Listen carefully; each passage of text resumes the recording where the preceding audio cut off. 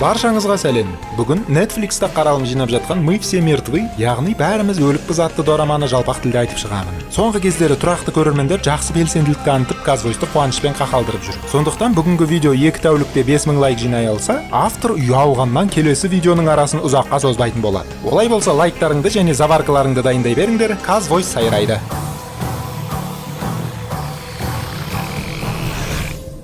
Бен Чан деген биолог болады. Оның баласы Ли Джин Су күнде мектептен үйіне жетілмеген көтектерден таяқ жеп келеді. Бен Чан бөлмесінде отырғанда баласы арттан сүмірейіп кіріп келеді де, өмірге деген құштарлығының төмен екенін білдіреді. Сонда Бен Чан баласының терпилалығына шыдамай, орнынан атып тұрып жауап қайтарып үйрен деп айқайлап береді. Кейін бұл жайында мектепте жиналыс өтеді. Бірақ мектеп басшылары өз арттарын ойлап, бұл жағдайды баланың жай бұзықтығына теңеп, тура өмірдегідей тақырыпты одан ары қышытпай дереу жаба салады. Бен Чан баласының мінезіне қарап, қорыққан кезде керісінше шабуылдап қозатын дәрілік өнім жасап шығарып, оны кеміргіштерге егіп зерттейді. Артынша баласының ағзасын аталмыш дәрімен таныстырып көреді. Күндердің бір күнде Джинсу зорлық-зомбылыққа шыдамай, қағазға бұзықтардың есімін жазып, хат қалдырады да өз тамырын кесіп қыршыннан қиылғысы келеді. Бірақ ажал оған асықпай келетінін айтып ескертеді. Оны байқаған бұзық балалар Джинсуды үйдің үстіне шығарып, өз репутацияларын ойлап байқұсты әбден тепкілейді. Соңында арттарын ойлаған ақмақтар арамдық амалмен ажалды асықтырады. Джинсу жерге құлап түседі де өлгендей түр жасайды. Нәтижесінде ажал өз айтқанынан қайтпай, бәрібір асықпаймын деп баланың өлгенін қаламайды. Сөйтіп бала ауруханадан бірақ шығады. Әкесі баласы жатқан бөлмеге кіріп, оның халі мүшкіл екенін көріп, қолын қалтасына салып, у қайтарғышын іздеп таппай қояды. Содан жанында тұрған Библияны қолына ұстап, баласын көк ала қойдай қылып ұрып тынышталдырады. Кейініректе оны чемоданға салып алып бара жатқанында, баласы оянып зомбы қозғалыстарымен жібірлай бастайды.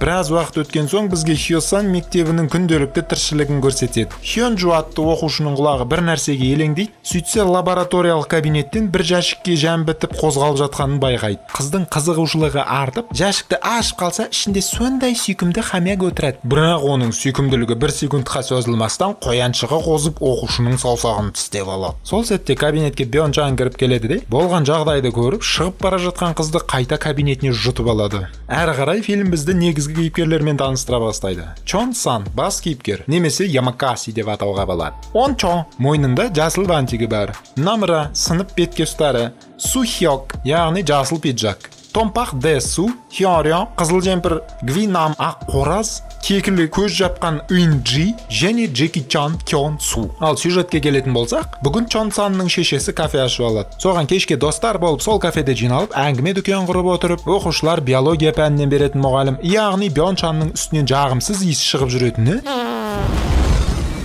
Жоқ, бұндай емес, өліктің иісі шығатыны жайлы сыбыстарымен бөліседі. Оған қоса оның баласы із-түссіз жоғалып кетуі елдің құлағын жарып жүргенінде ұмытпаған жөн. Сабақ үстінде ол тақтаға өздерінің қанағаттандырылмаған дықтарыңыздардан сияқты терминін жазады да сыныптан безіп шығады. Бұл қылығына таңғалған оқушылар оны 99 шаригі 101-ге асып кеткен бір түрлі оқымыстыға теңейді. Келесі күннің таң атады. Директор жаңа айфонды тегін таратып жатқандай оқушылар зырылдап тұрып мектепке қарай жүгіреді. Сол кезде мектептің ар жағында жаңадан бір ғимарат соғылып жатады. Соның ішінде бұзық балалар Джинсунның жоғалғанына осылар кінәлі деп тоқылдаған 2 оқушыны ұстап алып, қандарын іше бастайды. Сол сәтте осы жерге бұрын осылармен бірге достығы жарасқан жасыл пиджак, яғни Су Хёк кіріп келеді. Ол болып жатқан жағдайға қарап, араларына түсіп 2 оқушыны өзімен бірге алып кетпекші болады. Бірақ олар осы сәтте Су Хёкпен бірге кетіп қалса, ертеңгі күндер одан бетер қараңғы болатынын түсініп, екеуі сол жерде қала берулерін шешеді. Кейініректе әлгі тістелген қыз жігіт оның бетін көрсе, жет аттап жет сайға қашатындай түрімен сыныпқа кіріп келеді. Ағылшын пәнінен беретін мұғалім бірден оны мед бөлімшеге апарып мән-жайды анықтайды. Жарақатымен оқушының айуан мінезінен шошынған мектеп қызметшілері тез арада жедел жәрдем шақырып, оны ауруханаға алып кетеді. Сол аралықта науқас кадрдан тыс медбикені тістеп үлгерген екен. Ауруханада науқас оқушы өзінің біраз көркем гимнастикалық шеберліктерін көрсетіп, омыртқасын бүктеп, елге өзінің концерттерімен тамашалаттырып, ауруды бәріне бөліп беріп, жомарттық танытады. Алдында науқас сау кезінде Бен Чанның кім екенін және оның не істегенін айтып үлгереді. Сондықтан Бен Чанды полиция бөлімшесіне апарып, тергеу жұмыстарын жүргізеді. Сол жақта Бен Чан детектив Че Икаға бүкіл әлемнің құритыны жайлы әңгіменің басын айта бастайды. Ал сол вақтарда мектепте басқа концерттің куәгері боламыз. Медбике қалтырап дірілдеп зомбиға айналып кетеді де оқушыларға жабысып беттерін қанатып сүйе бастайды. Басында бұл жағдайды түсінбеген оқушылар қызық көріп, қолдарына телефондарын алып контент жасаудың қамын бірінші орынға қояды. Содан жағдай ушығып, мектептің ішінде вирус жас ютуберлердің оқырмандары секілді геометриялық прогрессия бойынша тарап кетеді. Асхананың бір қуысында ақ қораздың тығылып жүргенін байқаймыз. Ол қайыршы өзін қорғау мақсатында сауады адамдарды қалқан қылып, қолына пышақ ұстап зомбилармен төбелеседі. Кейіннен ол бәрінен аман қалып директордың кабинетінен шығады. Оны көрген директор оқушыны басынғысы келіп, көліктің кілтін береді де, осы жерге дейін айдап келуін бұйырады. Гвинам тыңдамай аяқты аспанға көтеріп әкесінің үйін елестетеді. Сол кезде негізгі кейіпкерлер өздерін сыныпта қамап, зомбилардан қорғану әрекетін жасайды. Сыртпен хабарласу үшін байланыс құралын іздеп көруге тырысады. Негізі оқушылар сабақ басталарда телефондарын мұғалімге өткізеді екен. Нәтижесінде оқушылар сол телефонның біреуін тауып алады. Чонсан полицияға хабарласып, мектепке зомбидің шабуылдағанын айтып түсіндіреді. Бірақ поезд Пусанға тойып алған департамент ішек-сілесі қатып оқушының сөзіне сенбей қояды. Сөйтіп тырқылдап отырғанда қаланың ішінде кәдімгідей зомбо шабуылдар басталып, эпид ахуал күрделеніп кетеді де, бүкіл құтқару қызметтері қайда барарын білмей, мектеп үлкен тұзақ ордасына айналады. Сыныпқа қолы тістелген ДШ ағай кіріп келіп, бәрінің көзінше қояншығын қоздырады да бір оқушыны тістеп үлгереді. Қалғандары сыныптан қашып шығып, басқа бөлмеге барып, есік терезелерді орындық парталармен қалқалайды. Дәретхана жақта бізді тағы 4 оқушының өмірі қыл ұшында тұрғанын көрсетеді. Олар садақшы Хари және Никотин Миджин. Бұл төртеуі ауыр қаруланып, зомбилармен шайқасып жүру барысында бір оқушы жарақат алып қалып, төртеуі тер залында тығылумен болады. Ал мына жақта негізгі кейіпкерлер зомбиларға тосқауыл болып шаршап кетеді. Ертелі кеш зомбиларға төтеп бере алмай, олар бәрібір сыныпқа еніп алатынын түсінген амалы артылмағыр оқушылар өрт сөндіру шлангысын терезеден салбыратып, астыңғы қабатқа түседі. Әйтеуір небір оқиғаларға тап болып, оқушылар аудиокабинетке терезеден кіріп, сынып жетекшілерін кездестіреді. Солайша өздерінің тағы бір көп сағаттық қамалып отыру уақыттарын табады. Оқушылар дереу компьютерді қосып, ғаламтор арқылы сыртпен хабарласуға тырысады. Алайда әйнекке тарсылдап тиіп тұрған шланг бұлардың назарын өздеріне аударады. Желден қозғалып тұрған шығар дей бергендері сол еді, шақырылмаған қонақ шлангқа аяғы шатасып, аспаннан салбырай қалады. Чонсан еден сүрткіштің сабымен түсіріп тастағысы келеді, бірақ ол әрекетінен түк шықпай қояды. Керісінше соның сабы Джеки Чанның мұрнына тиіп кетеді. Сол кезде қатты ашуланған Кёнсу жүйелі блокты алып зомбиді құлатып түсіреді. Компьютерсіз қалған топ қайтадан кабинеттің ішінде маңырап қалады.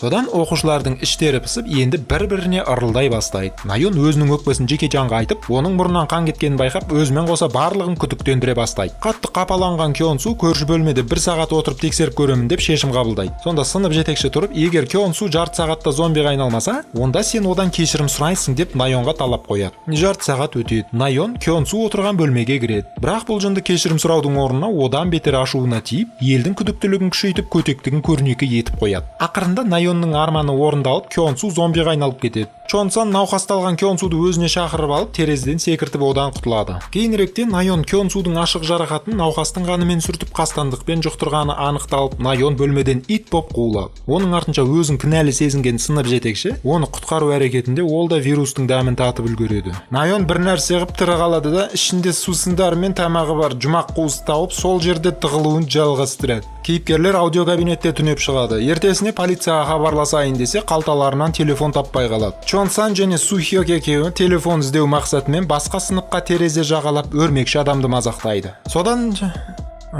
бітіп қалды ма не? Жарайды, бопты. Онда 2 күннен кейін шығады, күтеміз.